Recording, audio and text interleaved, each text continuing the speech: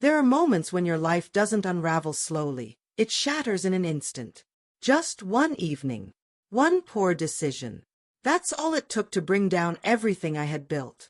If I could undo one night in my life, just one, it would be that one. A single party. One too many drinks. And suddenly, everything was gone. My career, my home, my marriage. I was 32 at the time, working as a marketing executive with a stable job, a manageable mortgage, and a husband I believed I'd grow old with. Ethan and I had been married for 5 years. We weren't flawless, but we were steady, or at least that's what I believed. That Friday evening, my team was celebrating a major win, landing a huge client. Our boss, Vince, hosted a party in an upscale loft downtown. Ethan wasn't exactly thrilled that I was attending. He always thought Vince crossed boundaries, always a little too confident, a little too charming. I dismissed his concerns with a promise. I'll be home before midnight. I should have listened. The loft buzzed with quiet music and sparkling wine. People loosened up, letting the stress of the week dissolve. At first, I stayed close to my coworkers, chatting about work, nothing too deep. Then Vince walked over with a drink and that familiar grin, handing me a glass and saying, "You've earned a proper toast." I accepted. Then another. Before long, the crowd had thinned, the lights felt dimmer, and my head began to swim. Vince stayed close, speaking softer, brushing against me, laughing longer than necessary. I noticed the warning signs, but I didn't move away. What happened next is foggy. I remember sitting beside him on the couch. His hand rested on my leg. And then, nothing. Just darkness. I woke up the next morning in his bed, fully clothed. My head throbbing, my stomach knotted. The shame hit first, then panic. I slipped out quietly before he woke up, ordered a car, and cried silently all the way home. When I walked in, Ethan was still asleep. I locked myself in the bathroom, staring at the stranger in the mirror. I whispered to myself that nothing happened. I was too drunk. Over and over, I repeated it. Nothing happened.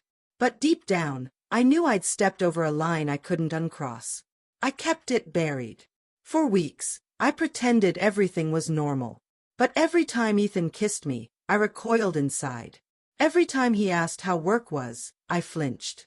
Then things took a sharp turn. 2 Mondays later, I arrived at the office to see HR sitting in Vince's glass-walled office. He looked pale, avoiding everyone's gaze. By midday, they called me in. Vince had admitted something had happened between us. Claimed it was mutual, though regrettable. Our company had a firm policy on relationships between superiors and subordinates. Just like that, I was dismissed. No final warning. No reference. No payout. Just a cold, clinical termination. I came home early, broken. Ethan was cooking. I sank into a chair and told him everything except that I never said no. He listened in silence, too much silence. Then he spoke 5 words that haunt me still. "You cheated on me, Claire." I tried to explain. I couldn't remember it clearly. It wasn't what it looked like. But the more I spoke, the colder he became. That night, he packed a bag. Said he needed space. 2 days later, I received a notice from our landlord. Ethan had backed out of renewing the lease. The apartment, in his name, was no longer mine. I had 30 days to move out. I was jobless, heartbroken, and afraid. My sister, Megan, let me crash in her small spare bedroom. She didn't ask much at first, but I could feel her curiosity. And her judgment. Every day felt like trudging through thick fog, checking job listings, facing the ache of regret, drowning in guilt. I applied for anything, receptionist roles, data entry, part-time gigs. But word had already spread in the industry. It didn't take long for the whispers to catch up. Then came the final blow. Megan came home one night, pale as a ghost, clutching her phone. She showed me a video. My stomach dropped.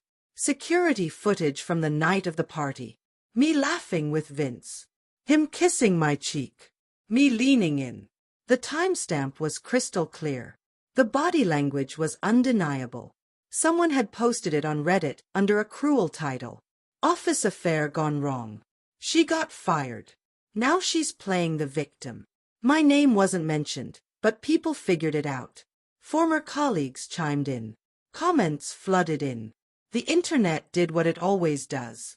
I erased all traces of myself online. Deleted social media.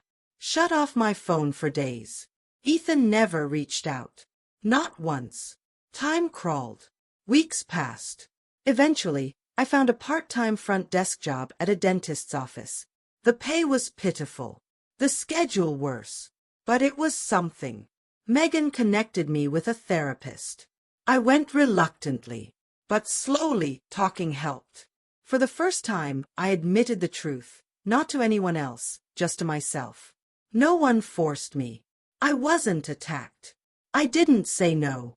I didn't say yes either. But I allowed it to happen, even if I pretended I didn't. It was a choice. A horrible, fleeting choice. And it cost me everything.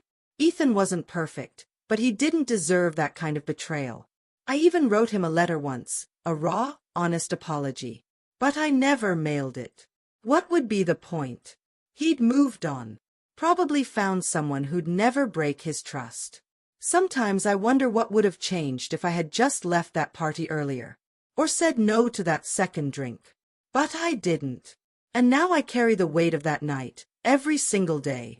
We like to believe that a single evening can't define us. That one moment doesn't decide our worth. But sometimes it does. Sometimes, a single lapse in judgment echoes louder than we ever imagined.